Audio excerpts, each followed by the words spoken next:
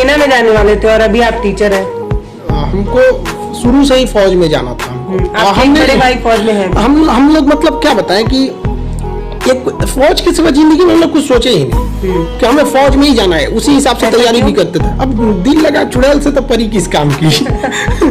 तो हम लोग उसी हिसाब से जब से मैट्रिक पास किए 10th तो एनसीसी में गए, फिर धीरे धीरे तो वहीं से फिर एनडीए हो गया, ये सब का एग्जाम जो होता है। तो सबसे बड़ा खराबी क्या है मेरा हाथ टेढ़ा है।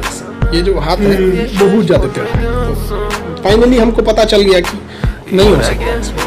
अब उसके बाद से मेरा कुछ दिल ही नहीं किया। तो आगे क्या कर सकते हैं? मेडिकल आप गए थे तब आपको मेडिकल अनफिट किया गया कि आपको खुद से ही कोई बता? नहीं, हम वहाँ गए थे। इलाहाबाद में एसएसबी बोर्ड होता है, सर्विस सिलेक्शन बोर्ड, वहाँ पे। अब हमको एक्यूरेट बोर्ड का नंबर याद नहीं है, बट 18th शायद एसएसबी बोर्ड था। अब ये आज से 8-9 साल पहले की बात है। तो बोर्ड का वो एक्यूरेट नहीं, बट इलाहाबाद में हम लोग गए थे। वहाँ पे काफी बेहतरीन, जो लोग लड़के एसएसबी इंटरव्यू देने जाएंगे वैसी इज्जत होती है जैसे दूल्हा का इज्जत होता है। वहाँ पे नाश्ता पानी सब मिलेगा, खाना पीना बढ़िया, VIP व्यवस्था होती है। तो वहाँ जाने के बाद रियलाइज हुआ, फिर हम कहे कि अब तो कुछ कर ही नहीं सकते ना। कुछ चीजें होती जिन्हें आप नहीं सुधार सकते। अब हड्डी टेढ़ा हम कैसे इसको सीधा करें, टूट जाएगा जो भी है वो।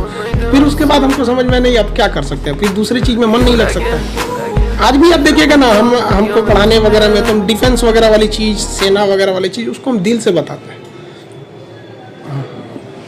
बचपन में जब एनसीसी लिया आपने तो आपने ये सपना देखा था कि आप सेना में जाएंगे, और जब नहीं जा पाए तो आपका दिल टूटा और ये नहीं समझ में आया क्या करें। क्योंकि मैं अपनी बात बताऊं, अभी मैं बोलूंगी तो आप कहेंगे कि आपसे मैं ये लाइन चुरा रही हूँ। मेरा भी एनसीसी C सर्टिफिकेट था और मेरा भी एसएसबी के थ्रू भेजा गया था। लास्ट में मेरे पैर की उंगली टेढ़ी है तो मेडिकल अनफिट करके उन्होंने लास्ट भेज दिया। बाकी जो सारा इंटरव्यू, 3 इंटरव्यू होता है, 2 इंटरव्यू पास करने के बाद लास्ट में उन्होंने निकाला था सिर्फ ये कह के कि आप मेडिकल अनफिट है। तो मैं तो नहीं उभर पाई थी। मुझे पूरा 1 साल लगा था वो सपना खत्म करके फिर दूसरा काम शुरू करने में। आपके साथ भी ऐसा कुछ हुआ था कि आपको ये समझ में नहीं आप फ्यूचर में करें क्या, लाइफ बर्बाद है, कुछ नहीं करना है, ऐसा हुआ? ज्यादा दिन तक के लिए नहीं हुआ, लेकिन फिर भी किसी के बचपन का सपना टूटता है तो उससे तो ऐसा तो नहीं कह सकते कि बहुत इंजॉय करें। लेकिन हाँ, एक फ्रस्ट्रेशन थी। सोचते थे करेंगे क्या हम आखिर, क्योंकि हमको पता था कि हम एक ही जगह, हमको फौज ही अच्छी लग सकती, दूसरा हमको कुछ अच्छा ही नहीं लगा। तो फ्रस्ट्रेशन रहते थे। तो फ्रस्ट्रेशन को दूर करने के लिए ना किसी को कुछ बताते रहते थे। अच्छा इधर तुमको ये पढ़ा देते हैं, ये पढ़ा देते हैं। धीरे धीरे टीचिंग में चले। अब टीचिंग में आने के बाद फुर्सत ही नहीं मिलता है, बच्चों से ही पढ़ाते रहते हैं। यही से एकदम समझिए क्लासरूम मेरे परिवार की तरह। कहते हैं ना, अपनी मंजिल को भुला कर जिया तो क्या जिया, है दम तो तुझमें तो उसे पा कर दिखा, लिख दे खून से अपनी कामयाबी की कहानी और बोल उस किस्मत को, है दम तो मिटा के दिखा। किसी किस्मत की हिम्मत है जो अटल बिहारी वाजपेयी के योगदानों को मिटा सकता है, APJ अब्दुल कलाम के योगदान को मिटा सकता है, स्वामी विवेकानंद के योगदान को मिटा सकता है। किसी किस्मत में या कोई ऐसी लकीर, हाथ की लकीर मिटा सकती है। किस्मत को चैलेंज करते हैं कि इनके योगदान को मिटा के दिखा, नहीं मिटा सकता है।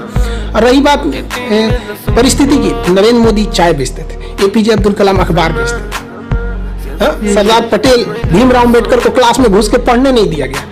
ये लोग जब ये कहते हैं कि हमें परिवार में, तो आपने आंख फूट गई थी इन लोग की परिस्थितियां देखने में। परिस्थिति किसी को नहीं रोकती है। हम जब तक परिस्थिति के आगे नहीं हार सकते हैं तब तक परिस्थिति हमें नहीं हरा सकती है। इस दुनिया, रही बात करते कोई हमारा साथ नहीं देता है, दुनिया में कोई किसी का साथ नहीं देता है। दुनिया में हम today is the result of our own past action and whatever we wish to be in future it depend on our present activity. हम क्या हैं ये कुछ नहीं, हमारा आज जो है हमारे पीछे किए गए कल का आज रिजल्ट है। हम कल अगर बदमाशी करेंगे तो आज कोई बहुत बड़े अधिकारी बन के नहीं बैठेंगे। आज कोई स्टूडेंट दिन भर में 4 घंटे यूट्यूब पे वीडियोस देख रहे हैं, गेम खेल रहे हैं, और कल को सोचेंगे कि हमारा एग्जाम नहीं निकल रहा है। कैसे निकल जाएगा आपका? जिस वक्त हम सो रहे होते हैं ना, उस वक्त कोई पढ़ रहा होता है। जब बराबरी में मिलेगा तो रौंद के निकल जाएगा वो। ये दुनिया बहुत तेजी से निकल रही है। यहाँ दौड़ने वाले पीछे छट जाएंगे, यहाँ तेज दौड़ना पड़ेगा, जी जान लगा के दौड़ना पड़ेगा।